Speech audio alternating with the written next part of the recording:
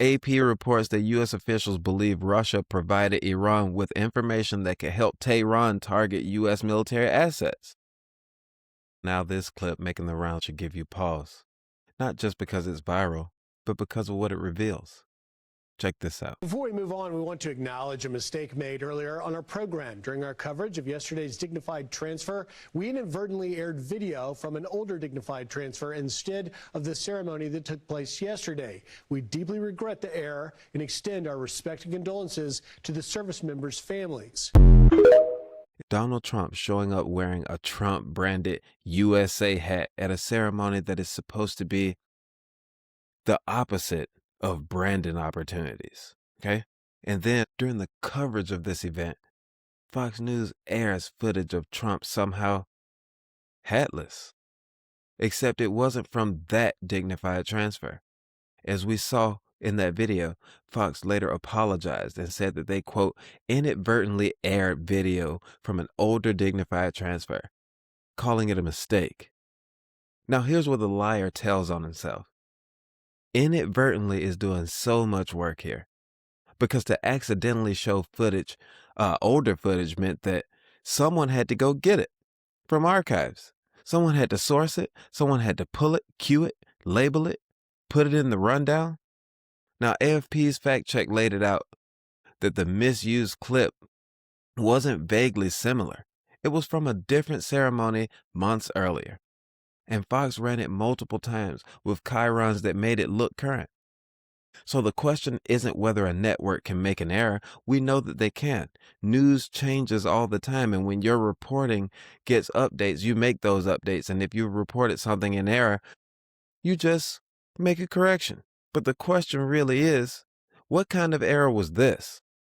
Because in a real newsroom, file footage has guardrails to when it's posted, how it's posted. There is no visual that makes it onto a network like Fox News that someone didn't approve.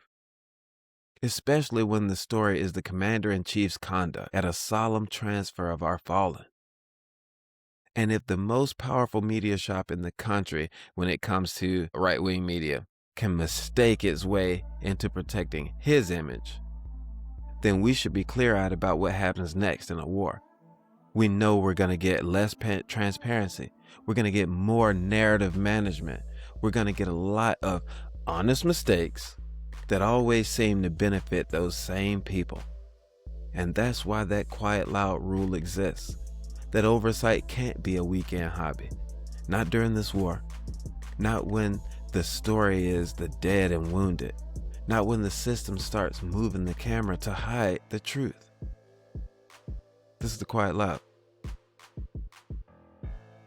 And tonight, we're going to address the Iran war, what's been verified, what's being shaped, and what the system is trying to slide past us. Then, we're going to venture into domestic lanes where accountability is either real or performative. We're talking economy, Epstein, and more.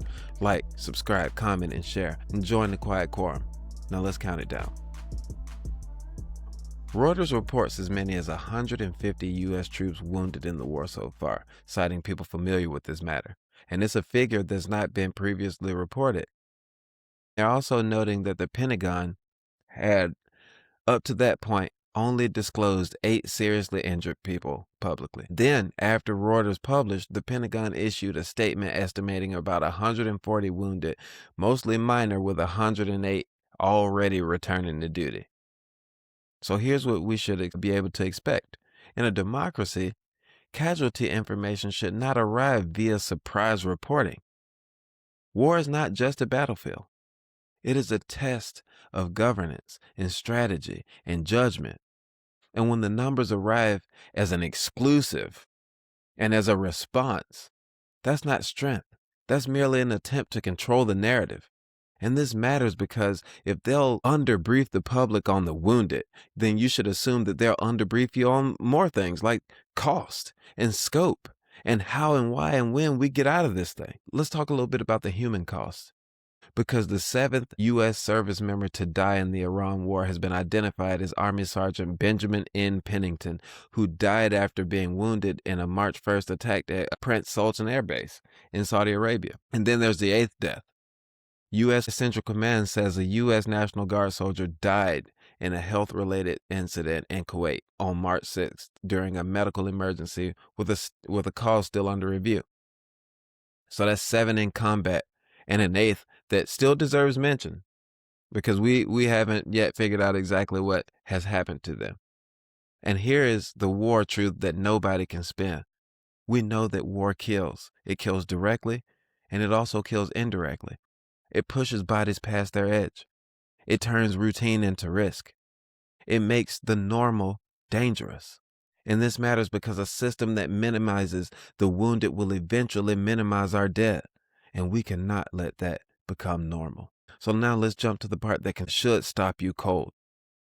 Reuters reports that nearly every Senate Democrat signed a letter urging a swift investigation into an airstrike on a girls' school in Iran that killed, quote, scores of children. And Reuters also reported earlier that U.S. military investigators believe that it is likely U.S. forces that were responsible for the strike. Now, come on. That's an easy assertion to make because the missile was a Tomahawk. You know who makes Tomahawks? We do. Now, is it possible that they got a hold of a Tomahawk missile and Tomahawk themselves, as Donald Trump is trying to say right now? I guess it's possible, but I find it hard to believe. And Iran, their government, they're no angels.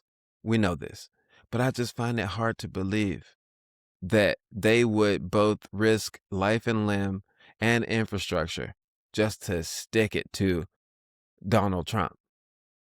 So let me be extremely precise. I'm not here to pretend. We know that war is hell and death is all but certain. But I'm here to insist that civilian harm requires public accountability, not shrugged shoulders, not fog of war, Pete Hegseth, and certainly not our silence. And if investigators believe U.S. forces likely struck that school, then the system owes the public a chain of decision makers. We want to know who's responsible for that.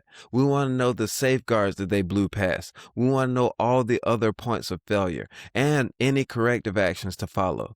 And this matters because if war expands without accountability for any civilian harm, then it expands without moral limits. And that's how nations, including our own, lose legitimacy fast. So speaking of legitimacy, let's get into some geopolitical absurdity. AP reports that U.S. officials believe Russia provided Iran with information that could help Tehran target U.S. military assets.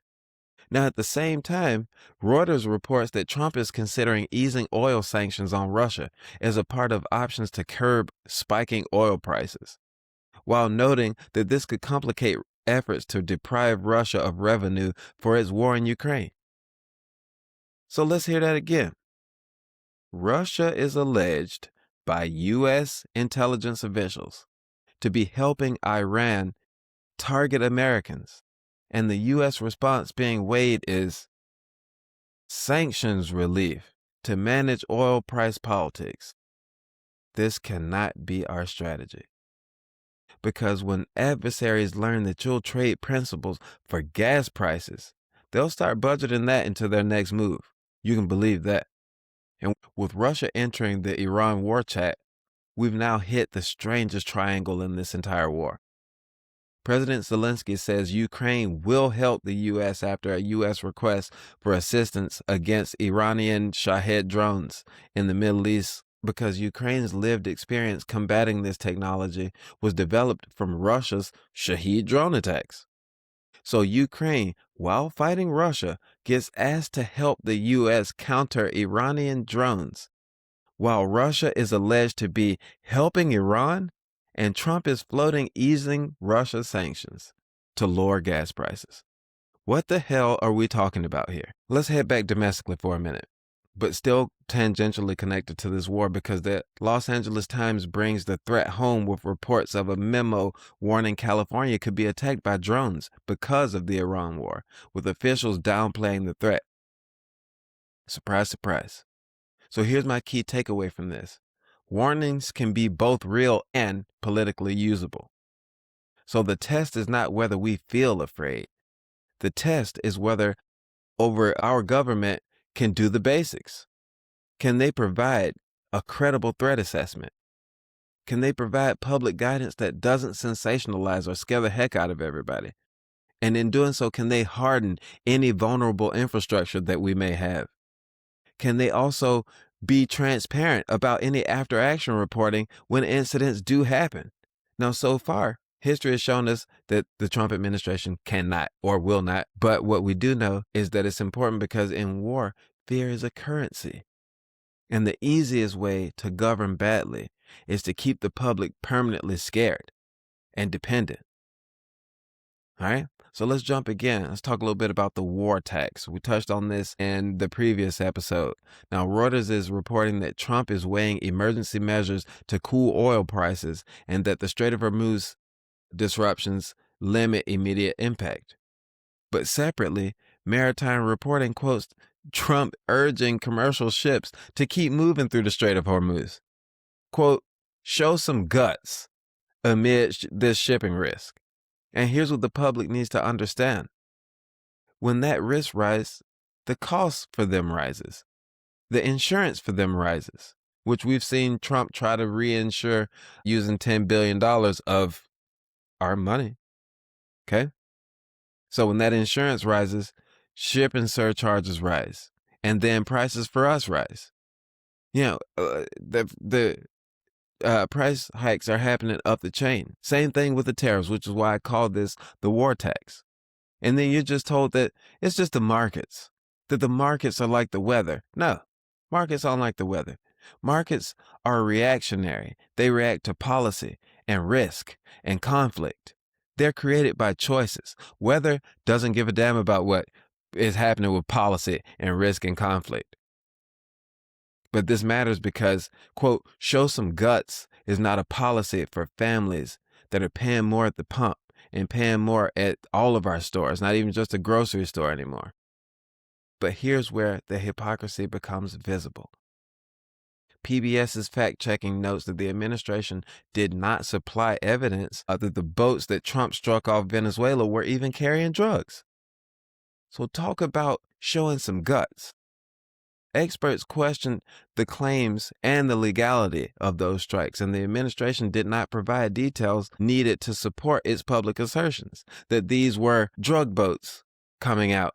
You know, so you want to tell people to go and show some guts and go out where you were indiscriminately striking fishing boats with no evidence that they were carrying drugs whatsoever. So the record is high confidence rhetoric and low transparency evidence. And then all these trust in Trump vibes. But let's stay here in the domestic governance lane, because the Department of Education has dropped its appeal, leaving in place a federal judge's decision finding the anti-DEI funding guidance violated the First Amendment and federal procedural rules. So here's what matters, I think, for school districts right now. Some schools will try to scramble to overcorrect, and some schools will keep policies unchanged, trying to fly under the radar. And some will try to split the difference with some vague memos. Vague memos are precisely how you invite lawsuits from both directions.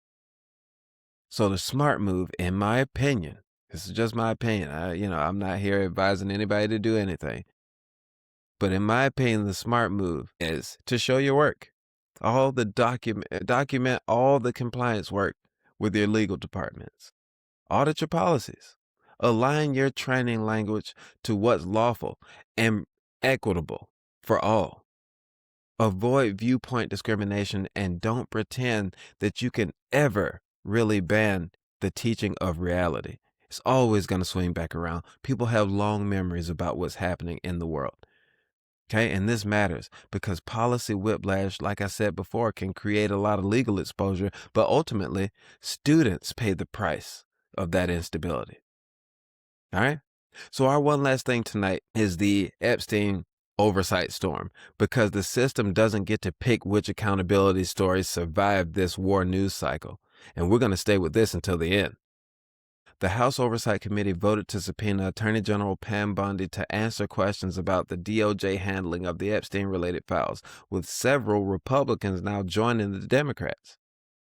But then there's this separate and explosive lane here. People reports the DOJ filed material that includes an inmate's claim. Stay with me now. Inmates claim that guards discussed covering up Epstein's death.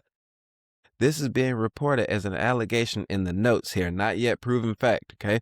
But a potential bombshell, no doubt. Forbes adds context on renewed scrutiny of a prison guard, including prior allegations around records and questions raised by committee leadership. So here's the responsible way to say it. There are active oversight actions, and there are reported allegations emerging from that released material. And there is deep, persistent public distrust because the Epstein story has always lived at the intersection of wealth and secrecy and institutional protection. And protection of Trump and his cronies as well. And this matters because a government that demands trust during war cannot treat transparency as optional, especially in cases tied to power and abuse. All right, I think we have accomplished something here. So let's see. Here's what it all ties together, in my opinion. That war doesn't just test our weapons. It tests our governments and our governance. It tests whether leaders tell the truth before they're forced to or caught. It tests whether civilian harm gets investigated or buried. It tests whether adversaries can play you through oil prices and still help your enemies out. It tests whether schools get stable rules or whiplash that invites lawsuits.